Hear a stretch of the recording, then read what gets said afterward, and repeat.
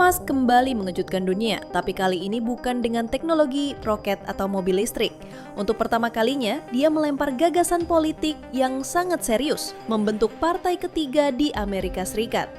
Nama partai itu adalah The America Party, dan menurut pernyataan Musk, partai ini bisa saja langsung dideklarasikan jika undang-undang tertentu disahkan. Ia menyebut bahwa partai ini akan mewakili 80% masyarakat Amerika yang selama ini merasa tidak didengar. Apa yang membuat pernyataan ini terasa terlalu ambisius? Karena Elon Musk sedang menantang langsung sistem politik Amerika yang sudah tertanam selama lebih dari 1 abad. Bukan hanya partai besar, tapi presiden, kongres, dan seluruh struktur kekuasaan yang ada. Amerika Serikat secara teknis tidak memiliki batasan jumlah partai politik. Siapapun bisa membentuk partai baru, tapi dalam praktiknya hanya 2 partai yang benar-benar berkuasa, Demokrat dan Republik.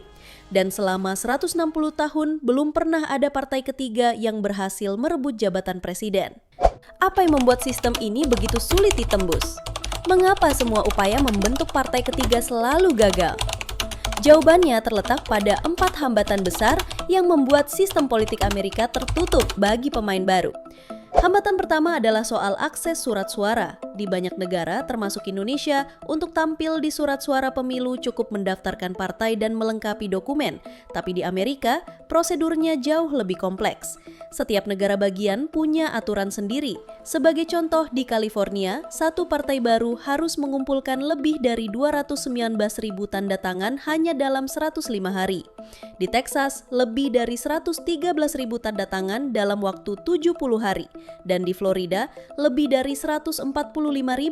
Semua ini butuh dana, tim logistik, dan ribuan relawan yang bekerja serentak.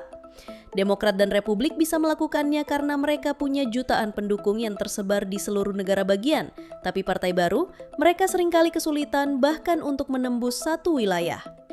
Hambatan kedua adalah uang. Untuk memenangkan pemilu di Amerika dibutuhkan dana kampanye dalam jumlah luar biasa besar. Kandidat harus membayar iklan TV, digital, kampanye lapangan, konsultan politik, dan sebagainya. Data dari Komisi Pemilihan Federal menunjukkan bahwa antara Januari 2023 hingga Juni 2024, Partai Demokrat berhasil mengumpulkan 772 juta dolar dan Republik 663 juta. Sementara semua partai kecil lainnya, jika digabungkan, hanya mampu mengumpulkan 4 juta dolar. Hambatan ketiga adalah media. Di Amerika, salah satu momen politik paling penting adalah debat presiden yang disiarkan secara nasional. Tapi nyaris tidak pernah ada kandidat dari partai ketiga yang tampil di panggung tersebut. Syarat untuk ikut dalam debat sangat ketat. Seorang kandidat harus sudah terdaftar di cukup banyak surat suara negara bagian dan mendapat setidaknya 15% dukungan dalam 4 survei nasional. Jika tidak, mereka tidak akan diundang. Pada tahun 2024, seorang kandidat independen, Robert F. Kennedy Jr., mendekati angka itu, sekitar 13%, namun tetap tidak memenuhi ambang batas. Kandidat lain seperti Jill Stein bahkan mencalonkan diri 3 kali, tapi tidak pernah mendapat panggung. Ketika tidak masuk debat, suara mereka nyaris tidak terdengar. Mereka tidak diulas media besar, tidak diwawancarai di jam tayang utama, dan akhirnya dianggap tidak relevan oleh publik luas. Tanpa panggung nasional, mereka pun sulit membangun dukungan. Dan hambatan terakhir adalah sistem pemilihan presiden Amerika yang menganut sistem winner takes all.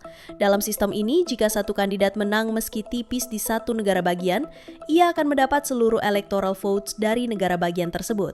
Sebagai perbandingan, di Indonesia, satu wilayah diperebutkan oleh banyak calon legislatif secara terpisah. Jadi meskipun partai kalah di satu wilayah, mereka masih bisa menang di wilayah lain.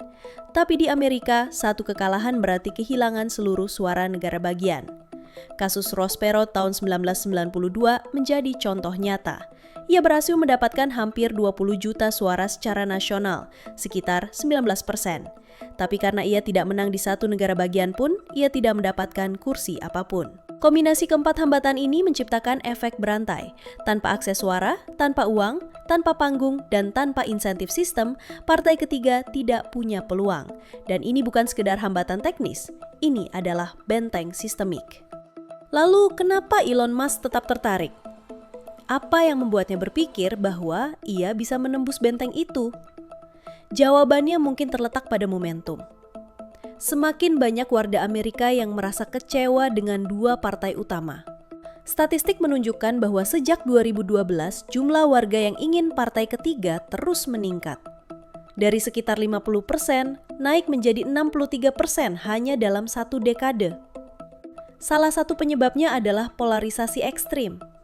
Demokrat bergerak jauh ke kiri, mendukung intervensi pemerintah besar, pajak tinggi untuk orang kaya, dan program-program sosial progresif. Sementara Republik bergerak ke kanan, menolak imigrasi, mendorong pemotongan pajak, dan memperketat nilai-nilai konservatif. Di antara dua kutub ini, masyarakat biasa merasa tidak punya tempat. Mereka mungkin ingin pajak yang adil, mereka ingin pendidikan yang terjangkau, tapi tidak ingin negara terlalu banyak campur tangan. Dan pandangan moderat ini tidak diwakili oleh partai manapun. Disinilah Elon Musk melihat peluang. Dengan platform media sosial X yang dia miliki, ia tidak perlu bergantung pada stasiun TV untuk menyuarakan ide. Ia bisa menjangkau ratusan juta orang langsung dari akun pribadinya. Dengan kekayaan pribadi yang sangat besar, ia juga tidak perlu mencari donatur atau melobi perusahaan besar. Ia bisa mendanai seluruh operasi politiknya secara mandiri, tanpa utang budi kepada kelompok kepentingan manapun. Dan yang paling penting, Elon tidak perlu memperkenalkan dirinya. Ia sudah dikenal. Ia tidak perlu membangun reputasi dari nol. Ia tinggal mengubah narasi.